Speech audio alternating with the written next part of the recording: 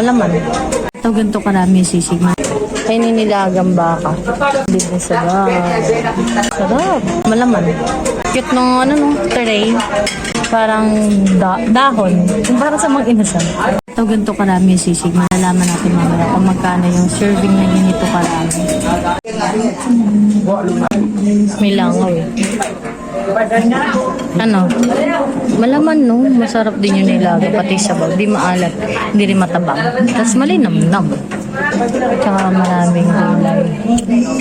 Ang laki nga ng radish yun. Hindi ko niluluto to sa bahay, kaya ito yung mga in-order namin. Hindi pa ako nagninilaga, tsaka nagsisisig sa bahay. So, ngayon, kay Dia tuloy ako na dapat lutuin ko to. So, ang sarap niya guys, tsaka maraming serving. Oo, masarap yung kanin, hindi matigas. Tsaka hindi malata. Ano lang siya, exact texture. Try namin itong kainan na bukas hanggang madaling araw. Ayun. Madami kasing taong kumakain dito, hindi nyo na naabutan yun sa video. Yung kung naisipan mag-video kung kayo nagtunti yung pa. Sisig tsaka nilaga. Yung magkatabing yan. Yan na pala yung amin yung sinasandok. Tapos may libreng sabaw.